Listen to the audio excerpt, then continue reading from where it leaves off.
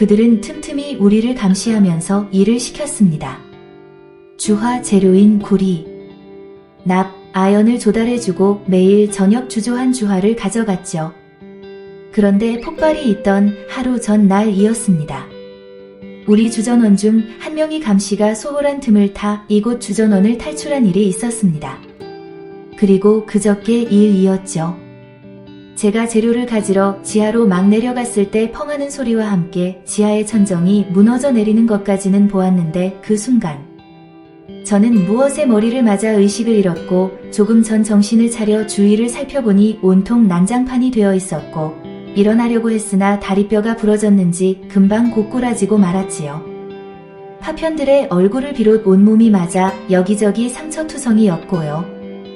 그때 위에서 말하는 목소리가 희미하게 들려와 누군지는 모르나 살아야겠다는 일념으로 구해달라고 외쳤던 것이고요.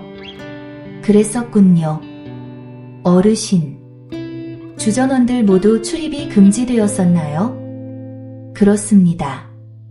그곳에 온 지 1년 동안 거의 감금 상태였지요. 주전원을 감시하던 그 2명의 신원에 대해선 전혀 모르겠군요. 전혀 몰라요. 그런데 어르신은 어떻게 해서 주전원에 왔나요? 저는 원래 충청병영 관노였습니다.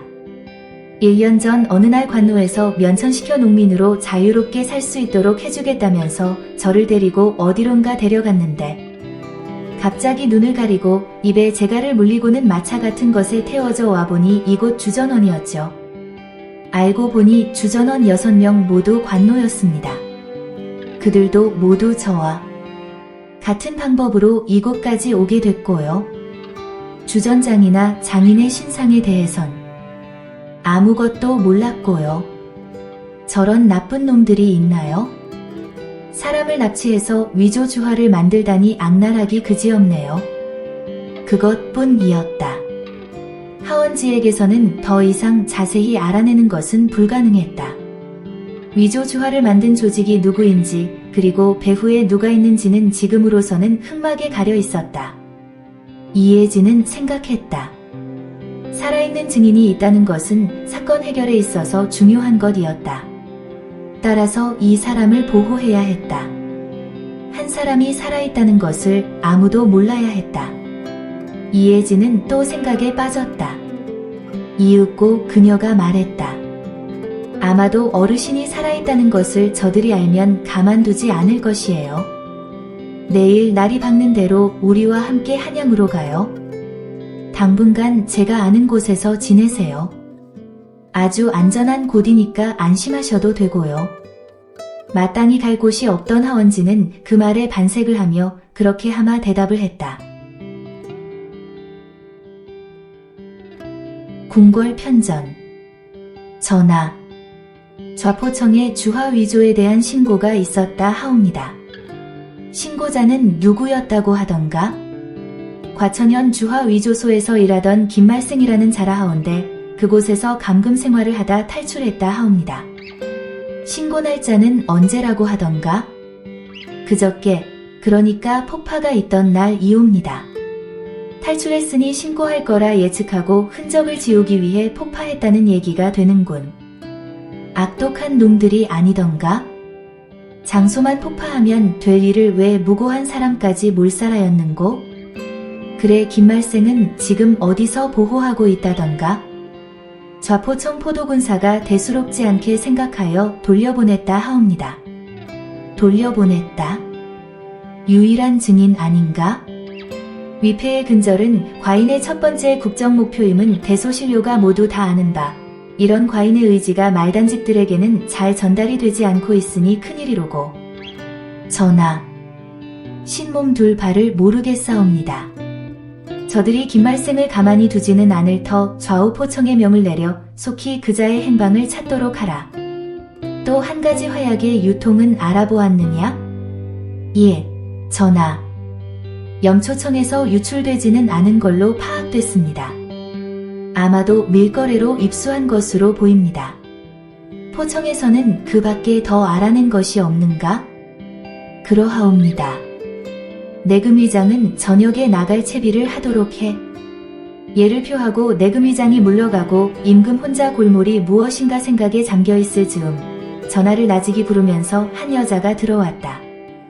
그래도 임금이 기척이 없자 다시 한번 임금 가까이 다가가 전하, 오라버니 하고 부르자 임금이 돌아보곤 말했다.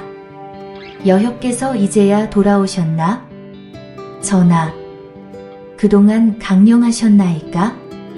그래, 의명도 무탈하게 강호에서 많은 것을 얻고 배웠겠지? 얼마 만에 입궁한 거야? 요번엔 다른 때보다 훨씬 짧았어요. 한 3개월 만인가 그래요. 며칠 전에 전하를 뵈었을 때 정말 깜짝 놀랐어요. 전하 실력이면 그런 작자들은 손가락 한 개로도 능히 제압하고도 남으실 텐데 어찌하여 가만히 계셨더랬어요? 누군가 2명의 인형이 근처에 있다는 것을 알고 있었지.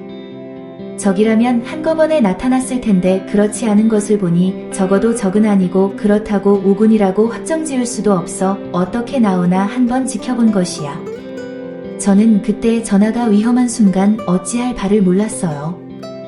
그런데 사제가 그 어두운 와중에서도 빠르고 정확하게 비수를 던져 적중한 것에 또 한 번 놀랐고요. 의명. 사제에게 반한 모양이군. 아이, 참.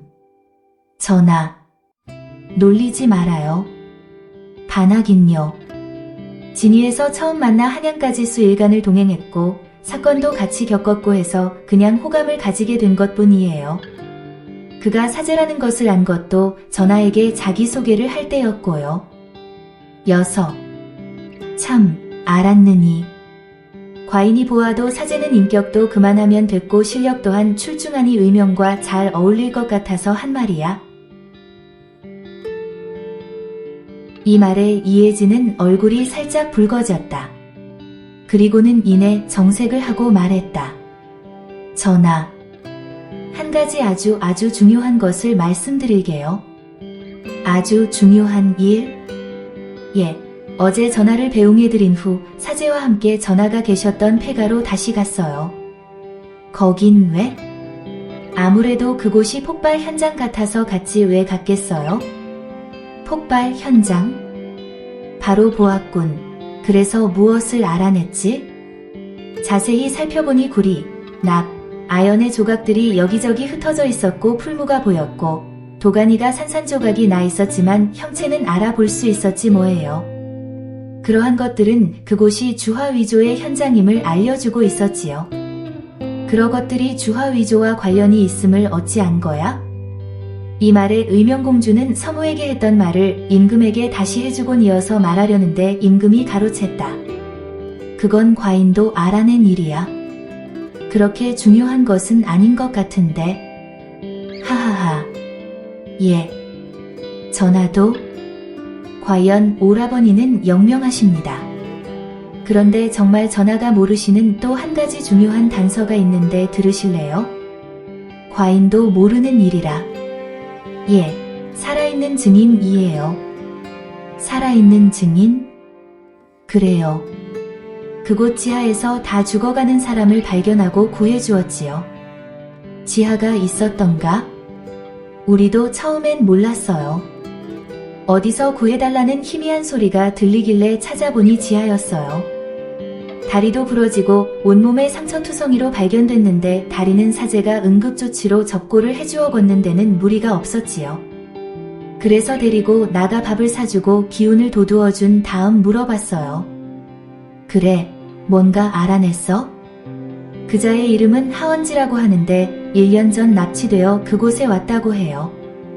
그곳에서 감금되어 일체 바깥 출입도 금지된 채 일했다고 해요. 납치라. 하원지는 무슨 일을 했으며 누가 납치했고 누가 주화위조를 했는지 말하던가? 전혀 모르고 있었어요.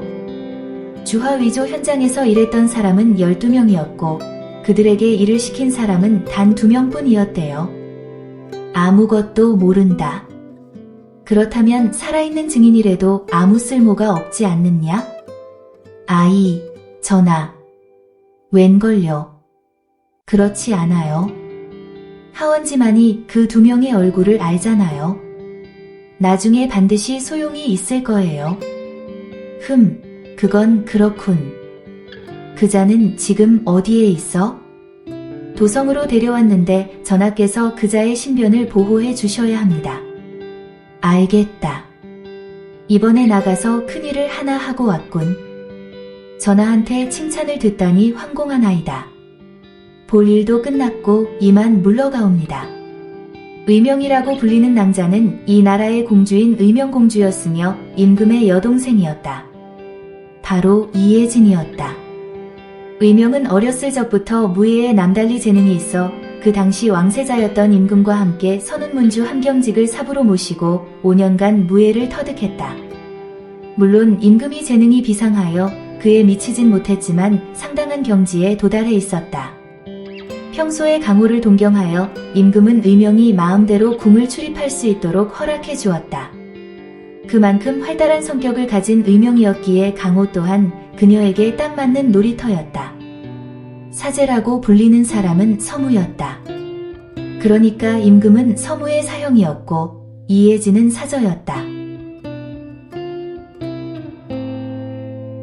함경직이 왕세자에게 무예를 다 가르치고 궁을 떠나 계룡산으로 내려갈 때 약관의 서무를 우연히 만나 제자로 거두었던 것이다. 병조판서였던 서무의 부친 서현창이 반란과 역모의 모함을 받아 억울하게 죽은 날 밤 금부도사의 지휘하에 나장들이 들이닥치자 모치는 자결로 생을 마감했고 서무와 옷을 바꿔 입은 하인이 나장들을 따돌리는 사이 마구간의 말을 타고 비극의 현장을 빠져나올 수가 있었다. 혹시 추격이 있을까 염려하여 쉬지 않고 달렸다. 달이 휘영청 밝은 밤이었다. 얼마 후 한강이 보였고 서무는 말에서 내렸다. 그제서야 슬픔이 북받쳐 왔다. 하늘을 향해 울부짖으며 복수를 다짐하는 서무의 눈에서는 눈물이 하염없이 쏟아졌다. 한참 후 겨우 마음을 진정시킨 서무가 지친 말을 끌고 서빙고 나루에 도착했지만 이미 나룻배는 끊긴 지 꽤 된 듯 조용했고 주막, 주점, 객주, 여각도 거의 문을 닫아 사방이 캄캄했지만 그나마 아직도 불빛이 보이는 곳이 있어 그 밤을 묵을 수 있었다. 다음 날 아침 서무는 말을 끌고 나루터로 갔다. 나루터는 이미 물건을 흥정하는 사람, 물건을 파느라고 고함치는 사람, 큰 소리로 멱살을 잡고 싸우는 사람, 보찜과 등짐을 메고 급히 가고 있는가 쓴 선비와 맨상투의 총각, 망건만 쓴 채로 거리를 활보하는 사람, 공무가 바쁜지 서둘러 가는 관리들로 붐볐다. 서무가 말을 배에 실으려고 할 즈음 나루터를 향해 4대 필의 말이 달려오고 있었다. 그중 한 명이 말 위에서 활시위를 당겼다. 화살을 떠난 활은 금세 말을 명중시켰고 말은 이내 비명을 지르며 고꾸라졌다. 서무가 말을 살필 겨를도 없이 그들은 서무를 에워쌌다. 내가 서무가 틀림없으렸다. 우리는 의금부에서 왔다. 순순히 포박을 받아라. 고말하며 그들은 모두 말에서 내려 서무를 향해 한 발짝 다가왔다. 서무의 칼은 말에 꽂아 두었으므로 칼을 취할 시간적 여유는 없었다.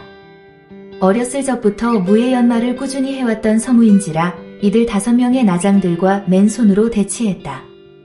한 명의 칼을 피해 오른발로 얼굴을 후려쳐 쓰러뜨리고 뒤에서 달려드는 나장을 왼발 돌려치기로 가슴을 가격하여 쓰러뜨렸으나 옆구리 쪽에 허점을 보인 틈을 이용해 찔러오는 나장의 칼이 옆구리를 꿰뚫으려는 찰나였다.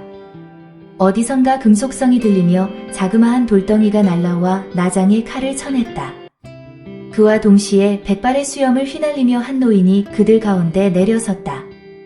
몸을 유연하게 놀리며 왼손, 오른손을 동시에 돌리며 앞으로 뻗자 강한 바람에 의해 나머지 3명의 나장들의 몸이 멀리 날리며 바닥에 나뒹굴었다. 그러거나 말거나 노인은 상관하지 않고 서무에게 다가가 말을 걸었다. 젊은이, 괜찮은가? 감히 금부의 관리들에게 대항하다니 제법 의기가 있군. 하며 하하 큰 소리로 웃어 젖혔다. 노 선배님, 오늘 제가 사는 큰 은혜를 입었습니다. 정말 고맙습니다. 아닐세. 금부의 오만함과 젊은이의 호기에 가만히 있을 수가 없어 잠시 나선 것뿐일세. 어서 배에 탐세. 라고 말하며 노인은 배에 올랐다. 서무가 뒤따라 배에 오르자 배는 서서히 출항하기 시작했다. 심한 타격으로 정신을 차리지 못하던 나장들이 분함을 참지 못하고 떠나는 배를 쳐다보고만 있었다.